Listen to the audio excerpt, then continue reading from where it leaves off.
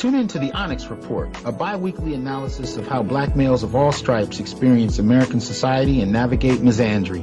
Join me, Dr. T. Hasan Johnson, Associate Professor of Africana Studies at Fresno State and founder of the concept of black masculinism, to examine the issues that impact the lives of black males, from history to politics, media to policy, and spirituality to economics. Join me to explore the hidden stories of black men and boys, and we'll discern them from the stories imposed on them. Listen to the Onyx Report live on innerlightradio.com every first and third Wednesday at 5 p.m. Pacific, 7 p.m. Central, and 8 p.m. Eastern. Check out episodes on demand at your convenience on my website at www.thasanjohnson.com. Also find me on Facebook at facebook.com/dr.hasanj, Twitter at twitter.com/Lord Hasan, YouTube at Dr. T. Hasan Johnson, and finally my Black Masculinist blog at www.newblackmasculinities.wordpress.com.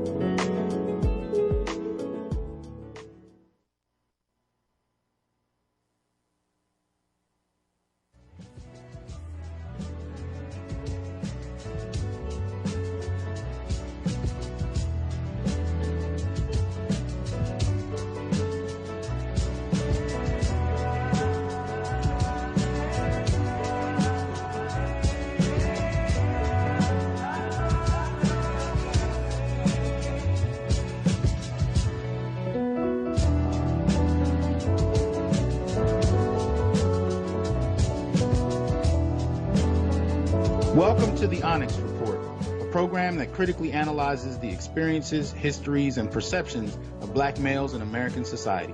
I'm Dr. T. Hasan Johnson, Associate Professor of Africana Studies at Fresno State, black male advocate, and black male studies scholar. In the program, we examine current events while engaging concepts ranging from institutionalized anti-black misandry to gynocentrism from a black masculinist perspective. Our goal is to remind people of black men's humanity. Call in after a half hour to the show at 310-928-7733. All right. Welcome, everybody, back to the Onyx Report. As you know, our show is first and third Wednesdays of each month, so sometimes there'll be a little gap between episodes, and this is our first time back since last month. Today is a special episode. Got a good brother in the house that I will introduce you to in a moment. We'll be examining his work and hearing from him about what his research has yielded. But just real quick, I wanted to kind of give people an update on not only myself but current events. As this is summer, and I'm not quite back to teaching just yet. Finished the summer class, but had a little bit of a break. Had a chance to go down to Los Angeles and check out a couple of concerts. One, Michelle and Degiacello, and the other being Parliament Funkadelic, and of course the almost 80-year-old George Clinton. Phenomenal show. Those of you following me on Facebook and Twitter, know I post my pictures and videos of such. And driving down to the show, one of the things I had a chance to see in LA, which is very reminiscent of what I've seen here in Fresno, and of course is happening pretty much across the country, is the widespread homelessness that's going on. So as I had a chance to drive down to the Greek Theater to see George Clinton, I took some pictures of, some of the tent cities, or, tent neighborhoods in this instance, where you see, the numbers of homeless people out there. And according to some reports, black men constitute about 2% of Los Angeles, but over 60% of the homeless. So some of the more recent reports about hepatitis outbreaks in LA amongst the homeless are that much more telling because of some of what we're seeing. So even when you're trying to get a break from it all, you see everything we're talking about happening all around you, and it's incredibly disheartening. Takes you off guard in many instances. But I do want to promote us paying attention specifically to the plight of black males, because I think we've learned to sweep these things under the rug. Even in graduate school, many of the questions I would ask pertaining to black males, would just kind of be treated with, that's just par for the course. That's just accepted. It's not really focused on to any great extent. At least that was my graduate experience. I'm not saying that that's the case for everybody. But as I've learned to kind of look more closely, I find that there's usually something that's not part of the narrative. So I want to urge you to definitely communicate with me on social media and definitely update me or give me information that you run across regarding what you may be seeing with black males. You'll also notice I want to do a little shout out to a brother named Guy Bryant in New York, who has given foster care to over 50 black males. That is definitely the kind of support that we would like to see more of. So special shout out to him. And these are just some of the things that you may see on my social media, just to kind of put that out there. You can find that on Lord Hasan on Twitter, or Dr. T. Hasan Johnson on Facebook. Also, you'll see some reports. There's a recent report having to do with the rates that black men are arrested in regard to white men. It's about 2.5 times more. There's also, just in a quick announcement, and I'm just shooting through a few bullet points here just to kind of update people about what I find important. The film on Brian Banks comes out this week, August 9th, if I'm not mistaken. Definitely go check that out. The story of Brian Banks, if you haven't heard it, is actually quite powerful. High school football phenom accused of rape, went to jail for about 5 years before being able to provide evidence from his accuser that he had not actually committed the rape, but nonetheless had lost out on an opportunity to go to the NFL at that time. And so the film purportedly deals with his experience. I think, if I'm not mistaken, an article I read said that they changed the name of the accuser in the film. I don't know if there's a great deal of emphasis on her, especially considering that even in the trailer, she wasn't shown at all. But nonetheless, support the film, check out Brian Banks's experience, and definitely read something outside of watching the film on it, because it's incredibly important. Lastly, there's a quick article you might want to check out, or an interview really, with former Black Panther and Angola 3 member Albert Woodfox, who spent 43 years in solitary confinement. Definitely something you want to check out. And maybe one of the questions we might ask our guests about the impact of what 43 years in solitary confinement can do. And the reason for that is our guest is a psychologist. This is brother I had a chance to meet in person some years ago, and we've kept track of each other online for several years. His name is Dr. Hasan Gadsden, and he's an applied psychologist, public scholar, and psychoanalytically trained and focused psychotherapist. He currently holds an appointment as an assistant professor in the Department of Psychology at Norfolk State University, contributing faculty member and research mentor in the APA-accredited PhD Clinical Psychology Virginia Consortium program. He's also an adjunct clinical instructor in the Steinhardt School of Education at NYU. His scholarship and professional work serve traditionally and marginalized minoritized populations, with a specific focus on the impact of psychosocial, cultural, spiritual variables that impact African American adult males, emotional capacity, and self-agency. He is considered by Huffington Post as one of the 15 black male therapists you should know, and he's currently treating patients in a clinical setting in downtown Norfolk, and is a psychoanalytic candidate at the Object Relations Institute in NYC. You can catch him on OceanGadsdenPhD.com, and we'd like to welcome him here to the Onyx Report. So welcome, Dr. Gadsden. Thank you. I'm happy to be here. Thank you for the opportunity, brother. Oh, man, appreciate it. I understand I kind of conflicted with some of your teaching schedule, so that says a lot when you're willing to kind of adjust some of that to come on, so we appreciate it. I'm going to start just, really at the core of your work. Tell us, beyond the letter of what I read, what is your work about? Well, my work is really about, I'm motivated professionally, and of course some of my work comes out of my own reflective subjectivity and my own life experience. But my work and motivation is really focused on understanding and helping black men to more deeply understand and unpack the salient variables, external, societal, social, historical, and intrapsychic or psychological, that impact their capacity to know themselves. And not only impact their capacity to know themselves within every dimension of their being or their social identities, but also how that knowing then impacts their relationships and how they navigate and perform in those relationships. And really, my work has really shifted in this last 2 years to really helping Black men to give voice to their own subjectivity, their own subjective experiences, and really giving them the stage to not just rebut, but really speak to and confront some of the deficit models and paradigms that psychological researchers, especially because that's my discipline, have created and touted as it relates to understanding Black masculinity. Okay. Beautiful, powerful.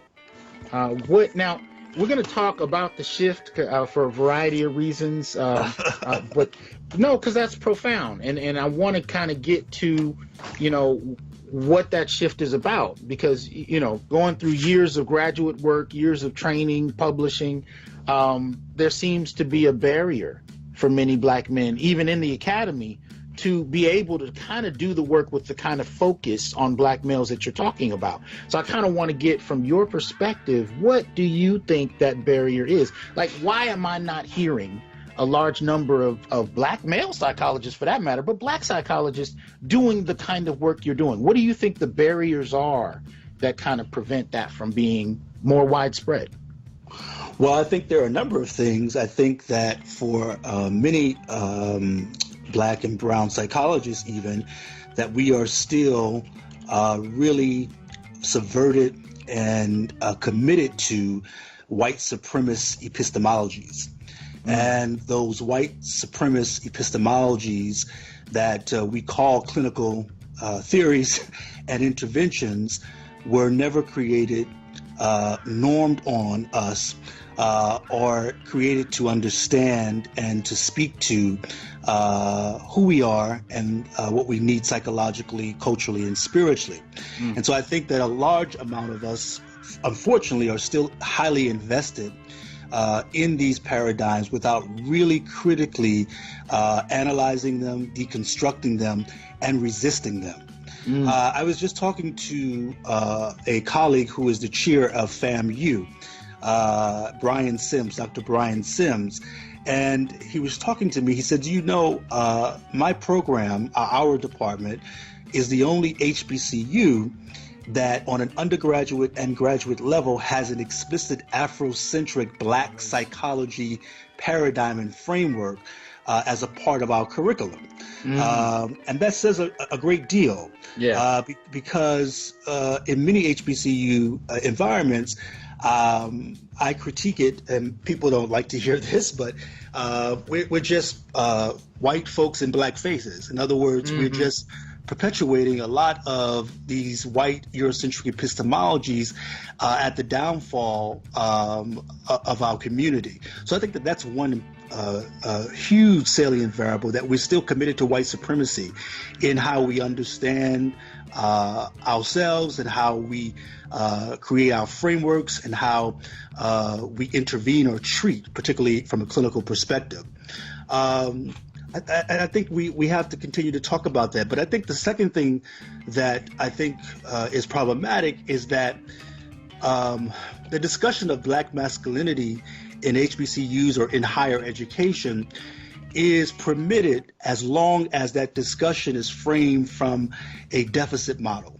As long as we are talking about Black men as toxic, as long as we're talking about Black men as hegemonic, as long as we are talking about men using negative language and description, it seems that is when the discussion of Black masculinity is praised, is lauded, is discussed, and when you as a researcher is received, right? You are more received, you get more privileges, there are more rewards given to those scholars, those clinicians who really perpetuate these deficit models. So I think that there are spaces where Black masculinity or masculinity is being discussed. But in those spaces, usually, as you know, it's being discussed with statistics that are incorrect or imbalanced, and really perpetuating deficit thinking and deficit ideas of masculinity.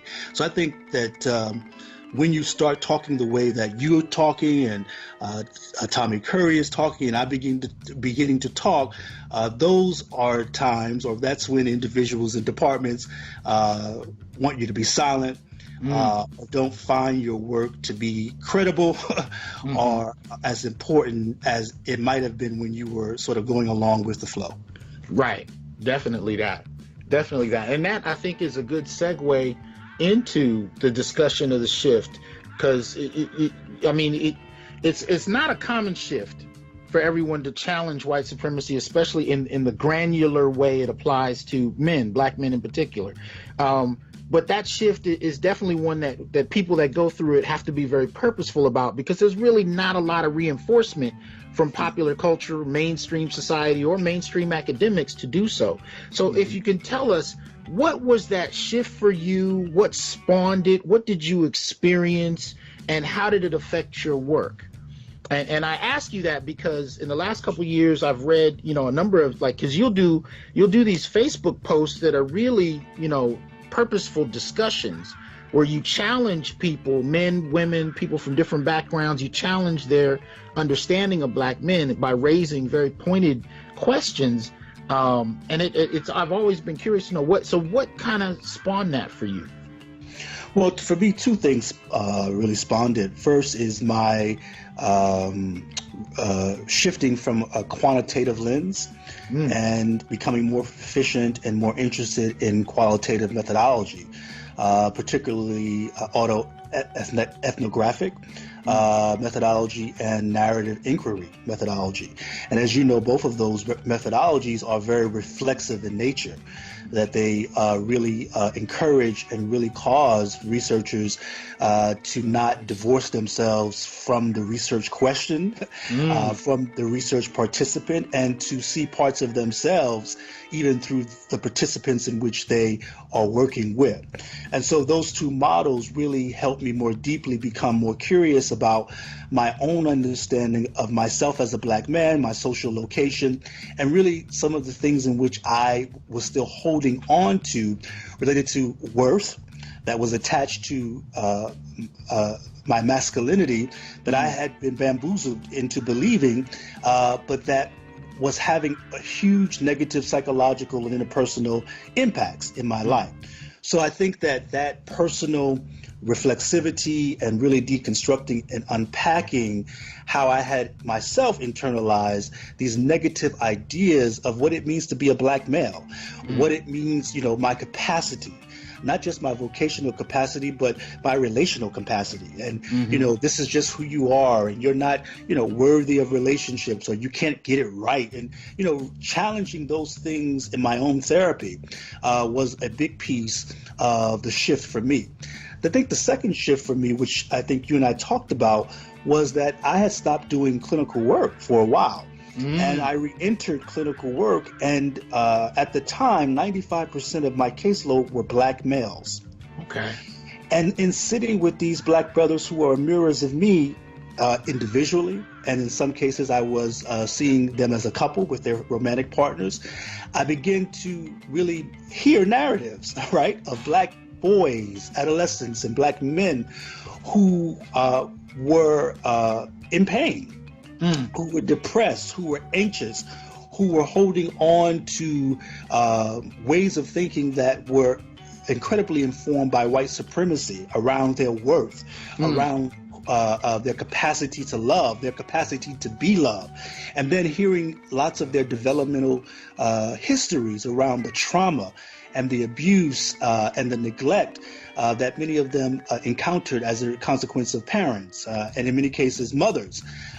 Those narratives and those patients began to help me really reconstruct and really rethink some of the things in which I was reading in the popular psychological literature around even the capacity of Black males to even think deeply Because, when you look at a lot of the psychological literature related to black males or even interventions, most of those interventions are usually behaviorally focused. And what that infers is that these men or these individuals are not thought to be able to think deeply, to think spiritually, to reflexively unpack their own lives. But we're going to give them these behavioral, interventions, sort of like 1, 2, 3, to sort of really socially control them and to keep them in place. And so when I begin to comb through the literature and to see that there was a dearth and an absence of really investigating and really qualitative research where we hear the voices of black men and the voices of black males, related to whatever topic, depression, anxiety, hypermasculine, whatever the topic you name, when I saw that there was an absence of that as well, I said, there's a problem. And I need to begin to shift the way that I think about my scholarship and my research and really no longer hear the voices of white epistemologies and really hear what black men are experiencing and what black boys are experiencing and how they make meaning of their development, et cetera, et cetera. So starting from there rather than from what you were trained with initially, actually starting from, and that's interesting you say that, because I had a similar experience coming out of graduate school. And one of the things I first started doing when I got here to Fresno State and I proposed to teach a black male class, I taught it from, how I was trained. I was trained in terms of some of the more mainstream approaches to how we perceive black folk that are rooted in white supremacist frameworks, and also from black feminist frameworks. And I noticed that the black males sitting in my classes, two things would happen. Over the years, the numbers of them that would take the class would drop. And the ones that were in there would sit in the back and really not contribute much, because the class, unbeknownst to me, the way I was teaching it, became kind of a punitive space. It became a space where they could be punished and kind of have, finger wagged, in some kind of general way. And I didn't know that the work I had been trained to use was having that effect until I actually saw their faces, listened to their stories, listened to their responses, and sometimes would just catch them in the hallways. And it was like, wow, I did not realize what impact that work could have on people. So it's interesting you say that. Now, in terms of the direction you're going in now, what are you finding that you didn't expect to find? What are you finding more of as you hear from black boys or black men, for that matter? What are some of the things that you're if you can, I don't know what the parameters are around the kind of work you're doing in terms of working with people intimately in regard to psychotherapy, but what can you share about what you're finding? Yeah, a couple of themes keep coming up in working with black boys and black men. One is a tremendous amount of ambiguity about what they should be doing. In other words, what role they should be playing. And what I mean by that is I'm sort of inferring around gender role, right? Identity. And the tremendous responsibility and guilt and pressure that many black boys and males feel as it relates to what they are responsible to do or how they're responsible to behave within family units, within their romantic relationships, that are in some way a consequence of the socialization process of boys and men in general, but of course the layered piece of how masculinity gets socialized within the black community. So I hear a lot of confusion and dissonance. This theme kept coming up, brother, that really I was amazed by the theme of black men often telling me that they don't feel cared for, that they often feel like objects to their spouses, to their mothers, to their sisters. And I kept hearing this. I was like, wow, this is powerful, in that people always want something from them, but no one ever asks them, how you doing, brother? Absolutely. No one ever asks them what they can do for them.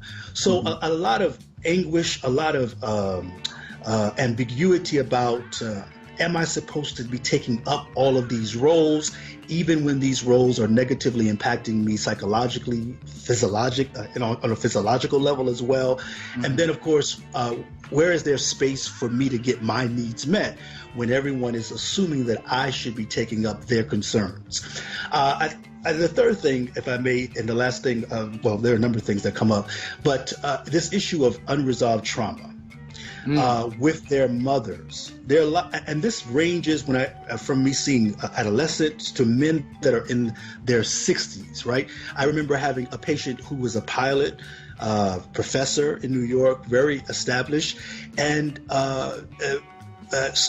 after 6 or 7 sessions, the themes and the focus was on his mother, who had been deceased for many years, but he was still holding on to a lot of the dissonance and confusion and the complexity of their relationships, the pressure that he felt, and that really impacted how he saw himself as a man and his capacity to tolerate adult relationships. And so that theme, and even with teenagers and adolescents, around how it is that I've internalized my mother and femininity, and how that internalization has impacted my capacity to really feel safe in my relationships as adults.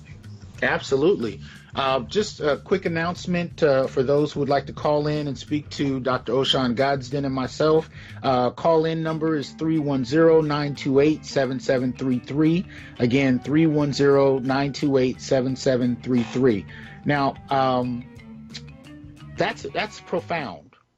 That's profound. So you're having these men telling you about the relationship between gender roles, the roles they play, and how they're not necessarily getting what they need.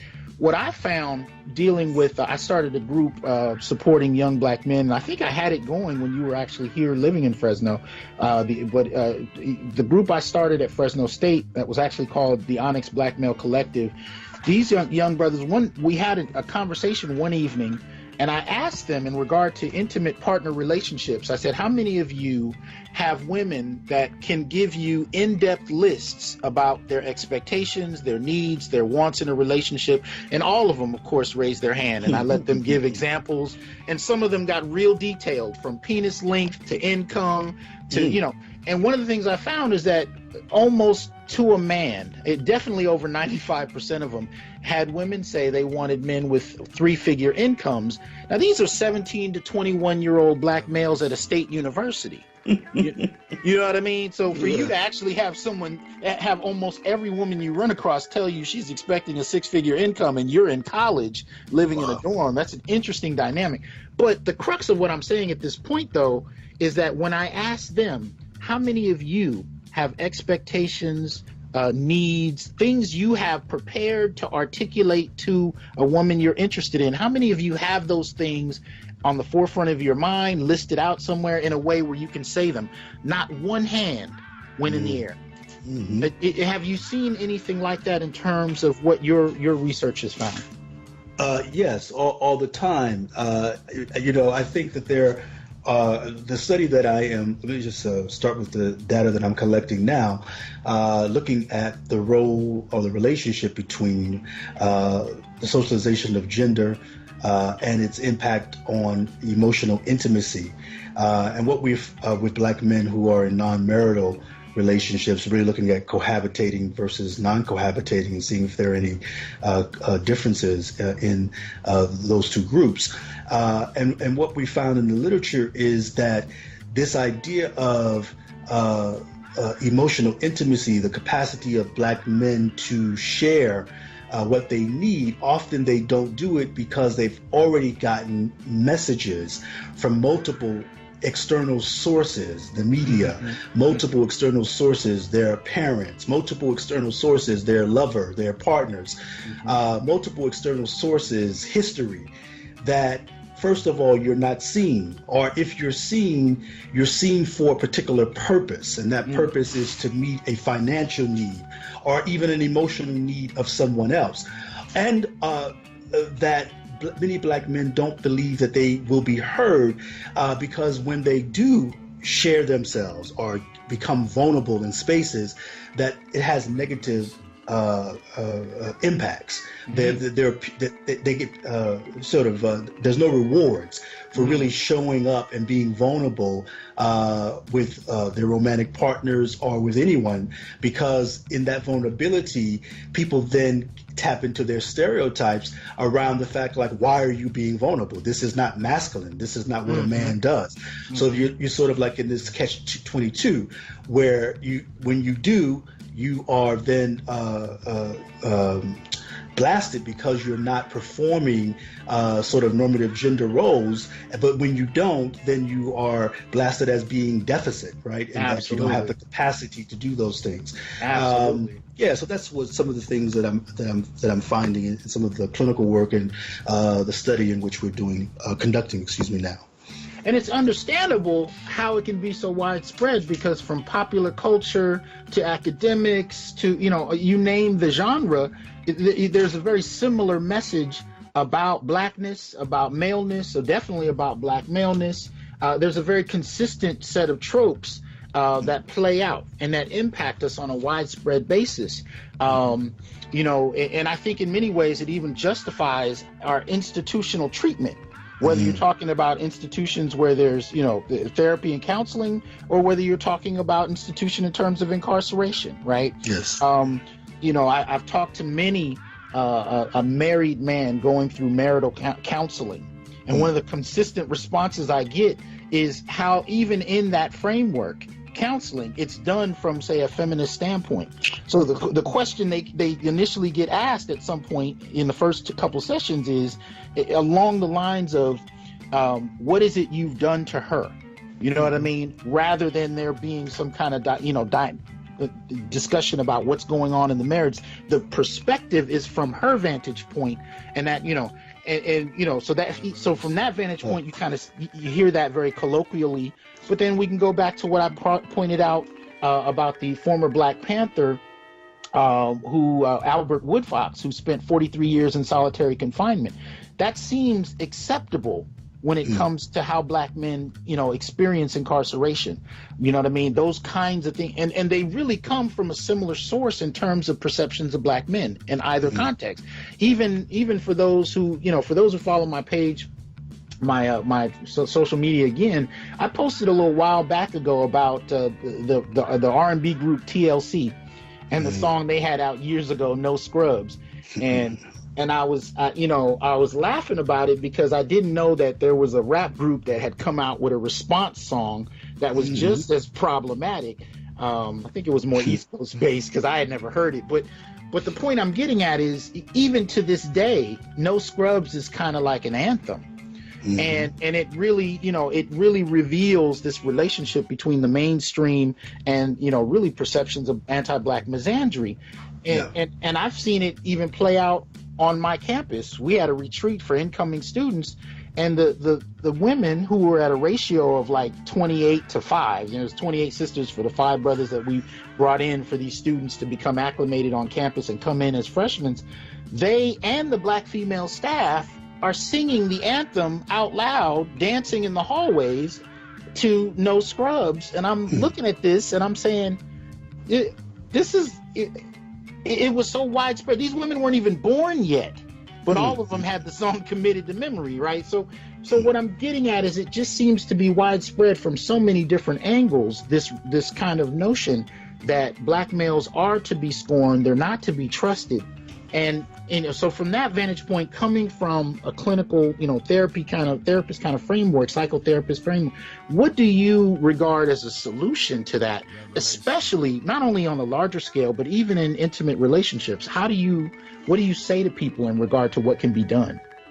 Man, as you were talking, I know we can't see each other. My head is just shaking and shaking because I see it all the time in clinical context. I think one of the discussions, before I talk about how I see it in the clinical context and what I try to do in my clinical work, is we really, I think, have to explicitly and radically disrupt this notion that femininity equals rightness, and that womanhood, because you are a woman or identify as a woman, that gives you some special nurturing right power that puts everybody else in just position to your morality, and that everything else outside of you has to be wrong by virtue of not being a woman.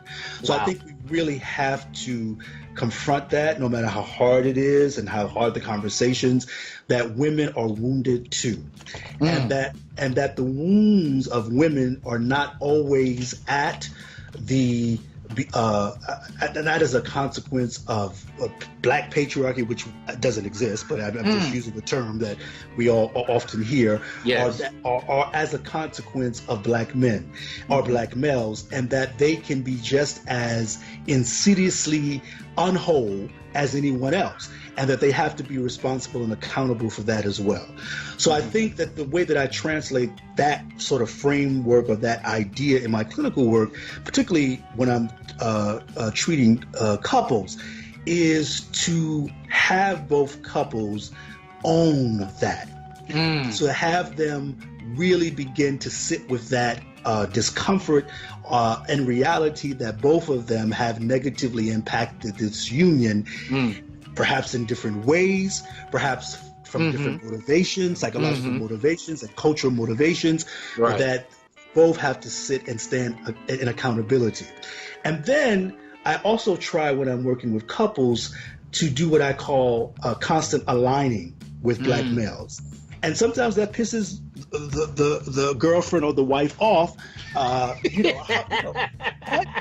because many times the couple is coming at the behest of the woman, or because she's threatened the relationship to end it, or it's her idea. So many times I have first to get black brothers to invest in the process, to agree to the process, because they already are coming in, brother, saying and feeling just what you said, that you are going to align with her, that it makes no difference what I say, that I'm going to be the bad guy here. And so I have to constantly, explicitly tear down that framework in the session in a way that's empathetic to both parties, but in a way that really disrupts this idea that everything you say as the wife or the girlfriend is right, and that his perspective is wrong. Is inherently wrong. And some women have walked out. Some women have said, this is my last session. But what I like about it is I certainly feel like I'm ethical, and I'm not attempting to wound any woman. But what I am attempting to do is to bring what we've been talking about theoretically in the context of this relationship, and help them to heal the impacts of how white supremacy has impacted their vision of the other. And the complicity in that vision of not being able to see it and to see the other more deeply. That's powerful. That is powerful, man. I know that I know it's probably spawned some papers just looking at people's responses to that. I mean, if you have people getting up and walking out, I know it's inspired some writings that you've done on that. But this is part of the recent shift in the last few years. Is that correct? That is correct. And because I think before then I was bamboozled too. Me teaching my Black masculinity course the same way you talked about, the way you were teaching it in the beginning too. And wagging the finger and trying to prove something, or trying to help them recover or get better. And of course, from a psychological level, I was sort of projecting, right? And displacing to my black male students. Now, what's interesting though, brother, that in the way that I've shifted the class now, is that when I give them, so I assign your paper, right? Your article, your famous article, to students, and Tommy Curry's articles to students, and I'll be using his textbook this semester actually as the main text. But when I've assigned your readings, now the reaction from black men is very curious, because they have a hard time even hearing about themselves, right? Yes. And seeing themselves in a positive light. Yes. And so it creates an emotional juxtaposition or dissonance within them that, how could he say that? How could he write it? So I have to spend a lot of time really unpacking how they have internalized these negative ideas about themselves, and how that internalization is so powerful that they can't even tolerate a new vision about who they are. Well, it's such a break, I think, from everything else that they're learning to find a space where they're actually not being pathologized, and they're hearing from Black men who are writing about their experience, but from that different base, that different epistemological base. It's jarring for many. I mean, I've had some that would be quiet for the first month just trying to see if it was a ploy. But I actually also found that the other part to it that I think was useful is that it began to shift the conversation. So they would eventually, once they figured out I wasn't playing, they would begin to speak up, and they found that their experiences were not immediately dismissed the way they were used to, and that kind of motivated them to participate more. But I found also a different response from the women who had been ensconced in Black feminist narratives, actually asking new kinds of questions. I'll give you an example. I actually had one this past semester in the spring. She was also, at the same time as taking my Black male class, she was taking a Chicano literature class. And they were doing a similar kind of, anti-Chicano misandry, kind of analysis of a particular piece they were reading. And so she actually started to challenge the gender politics of their critique of Chicano literature in regard to how men were treated. And she said the male professor was shocked, and the male students were shocked. And she said over the course of a semester, they all started to participate on a different set of terms because the paradigm had been shifted. And it allowed for a humanity that men of color in general, but especially Black men, are not necessarily used to. Have you seen anything like that happening in your classes? Yeah. Or even online, because you're also online quite a lot. Don't get me started online. You know how many friends I've lost or associates I've lost with asking questions, man. A question, and then coming back and after getting an answer or response, following up and asking them to clarify or consider a different perspective. I had one woman who said to me, every post you have, you're destroying the Black community. Wow. And I said, I'm destroying the Black community because I'm saying that let Black men talk for themselves. Let's hear the subjective experience of Black men. I'm destroying the Black community because I say to you as a woman, I don't agree with your stance. And I think that some of your politics or your ways of seeing this thing are probably also rooted in some of your own unresolved stuff. And might you be curious about that? That's divisive to the Black community. So, I mean, we get all sorts of reactions to questions and conversations online that I've learned not to take personally and learn to understand that I'm triggering a lot of people. That the questions are really triggering unresolved stuff and unresolved internalizations of Black masculinity that even the most well-meaning Black women and men are still holding on to. That they still see themselves from these deficit lens and deficit models. And when you critique that or encourage them to be curious about seeing it a different way, it disrupts how they see themselves. In the classroom, I had an example last semester. This was really challenging for me, and I'd love to talk to you about it offline and maybe get some advice around it. I had my first, I say explicit, I don't know if that's the right language, trans woman student in my class. Okay. And she was very challenging in the sense that she had her own organization in Atlanta. She was an older woman, well, older than most students, maybe her mid-20s. And so she came with a lot of activist, practical experience. But she also came with a feminist lens. And we would go back and forth. And she said, this is the first time I've ever had a feminist framework critiqued. And the critique makes sense. But, my sort of difficulty with that course and engaging her was around her social identity and her social location, and sort of like how do I stand in that juxtaposition to my masculinity or sense of masculinity. And you sort of, she lives her life obviously now as a woman, but for a long time she identified or lived as a black male. So she's coming with values or a sort of a perception from both senses of self, if that makes any sense, or gender identities. But she was so hard on black men. She was so negative on black men, and a lot of that that negativity and hardness, as we sort of unpack that in a way that wasn't like she was in therapy, because sometimes I have to sort of, and I know you do that with your group as well, try to make sure that the boundary is set.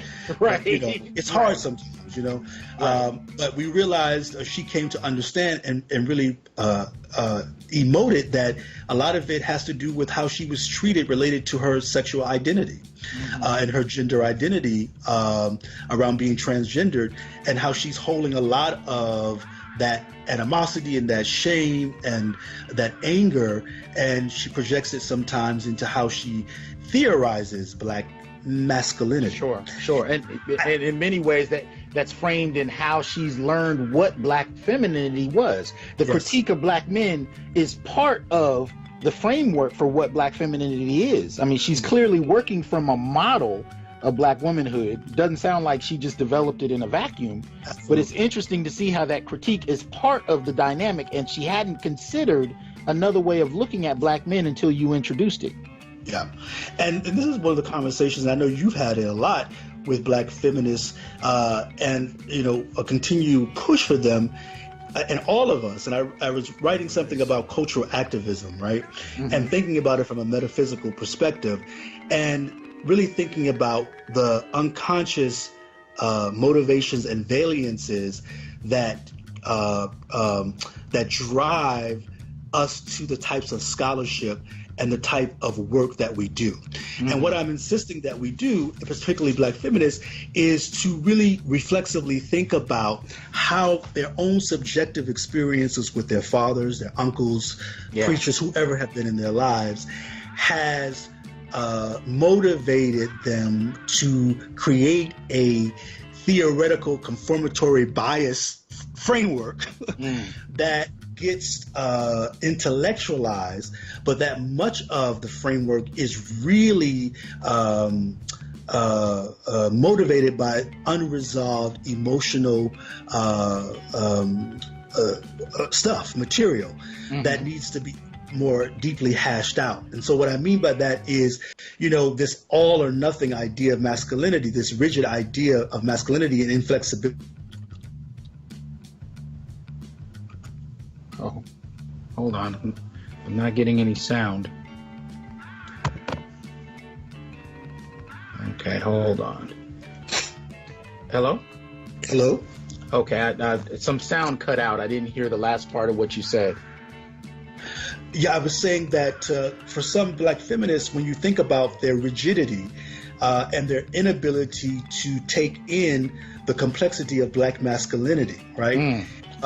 On some level, if they were my patient, but even if they're not, if we were having discussions, I would have them to be more curious about whether or not that inflexibility of taking in the complexity of a black male has to do with unresolved feelings around themselves never being taken in, their complexity, or their unresolved relationships with other black men in their lives, that their work is used to project, or their work is used in some way, they think, to heal or to speak to feelings of shame or feelings of not having control, or feelings of being hurt, etc., etc.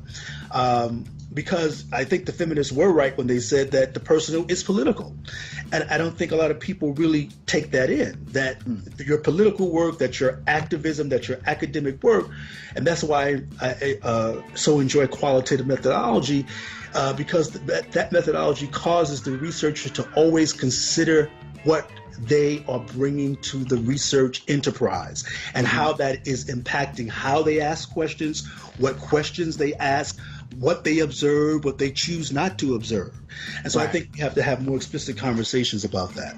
Well, I think it's interesting because this is why a lot of what I do is dealing more with the social environment on a macro level, because when you talk about their experiences, especially in regard to the men they grew up with, you know what I mean? There are some environmental issues, policies that have been passed, economic conditions we've lived in, homelessness, lack of employment that have been extremely pronounced in the black community, most particularly for black males, and in ways that we don't see mirrored in other communities.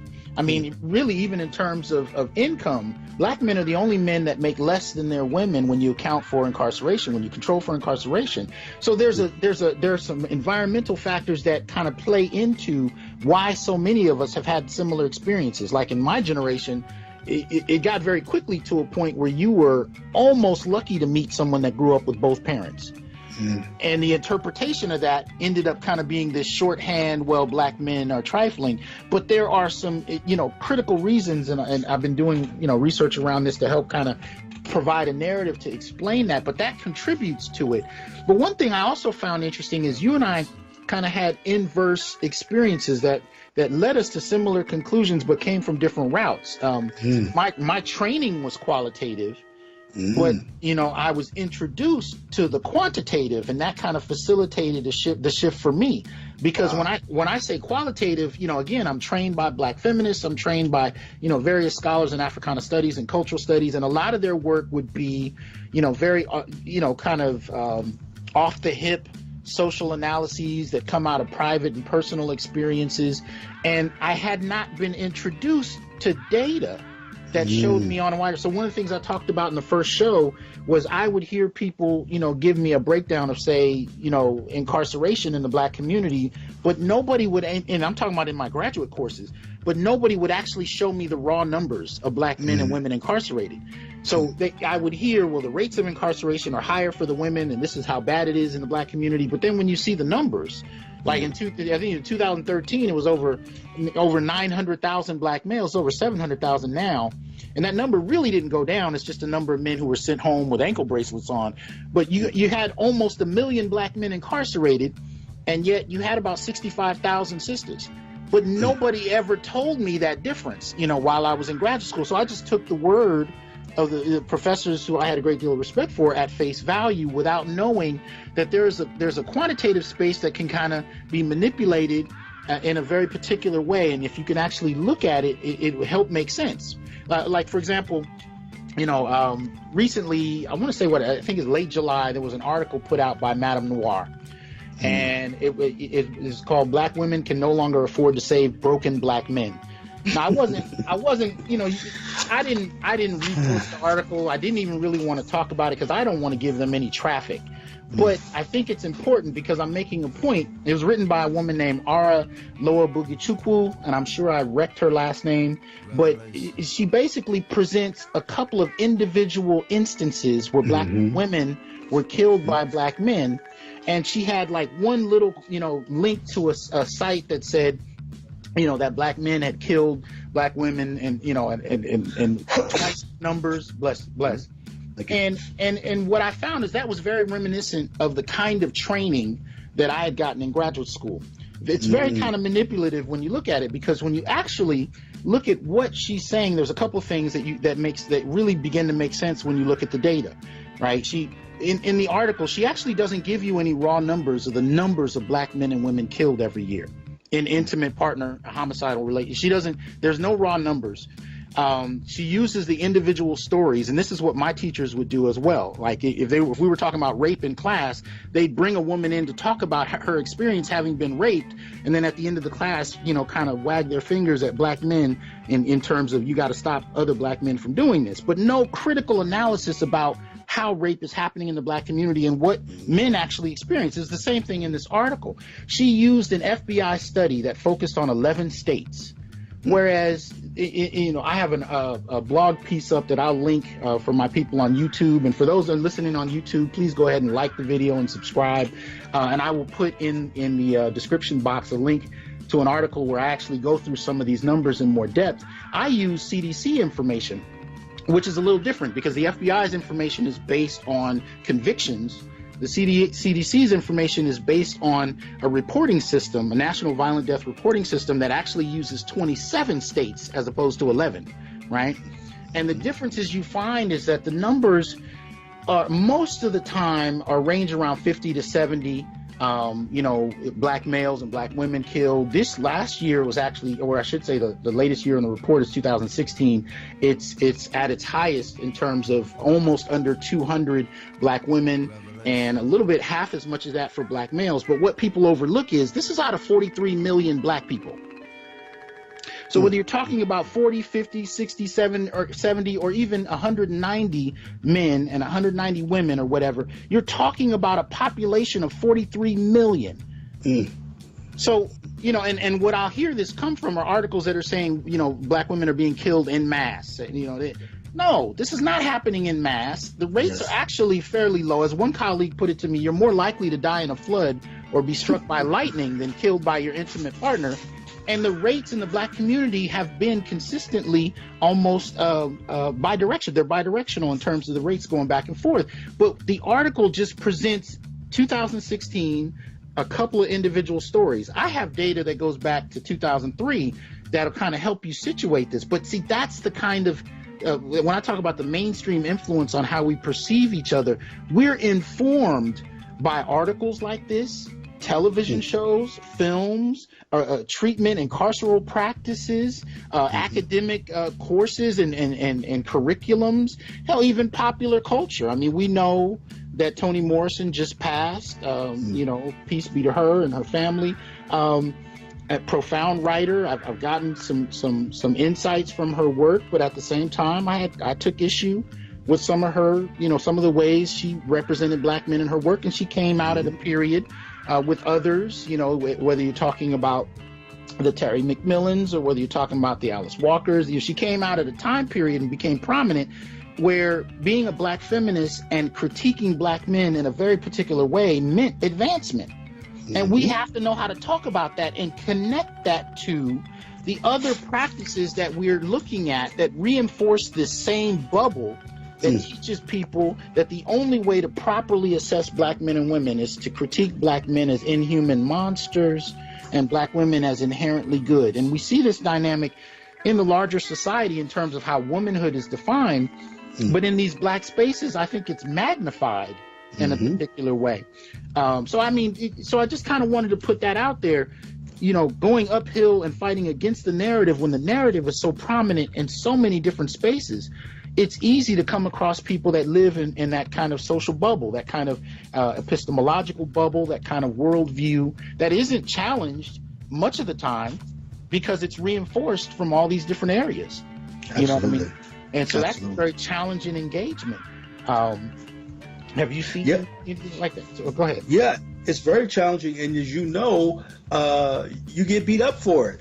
Oh yeah. There are huge implications. Almost sometimes it feels like even physical implications to really challenging and disrupting this idea of sainthood equals womanhood or womanhood equals sainthood, and that women, and particularly black women in this case, don't have a responsibility to really challenge their own unresolved lives and to think deeply about how that unresolved material in their life impacts their capacity to take black men or black males in a positive ways, or how that unresolvement really perpetuates more of the relational drama that they are experiencing. Even when she uses this thing, it's really slick, right? When she starts off this article and she says, she's not in the business anymore of coddling people from their particularly or especially black men. And it's like, well, what is truth? Like, why is it that you get to decide, first of all, what is the truth that you're talking about? Because I don't know what the truth is. And it sounds like you already have an idea of what that truth is that you get to define without having any discussion with black men or black males about whether or not they buy into that truth, or whether or not that truth resonates related to their own subjective experience. So I mean, she's coming at this, really positioning Black femininity as the answer, the victim first, right, and the answer. How are you the victim, and then you have the answers to how to get out of victimhood, and that in order for Black men to become responsible, that they have to take her answer, right, in order for them to become whole. So you're unwhole because you're writing from a place, to me, and this is the psychologist in me, the writing is really emotionally loaded. So you're coming from a place where you're writing from such an emotional load, which has so many negative emotions attached to it. How can you clearly see? Okay. You can't, there's no way that you can't be distorted in the ways in which you are perceiving Black masculinity if you are still unresolved. I hate to interrupt you, brother, but see, this is my fault because I get carried away with the discussion and we got to go. But I want to thank you for being on the show. And I want you guys to follow OshanGadsdenPhD.com.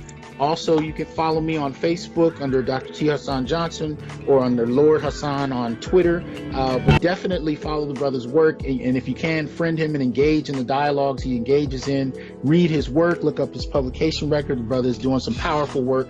Thank you again for joining the Onyx Report. And we look forward to seeing you I think this will be on the 21st with Dr. Ronald Neal, as we will interview him, scholar in religion. So look forward to that. All right. Thank you for joining us.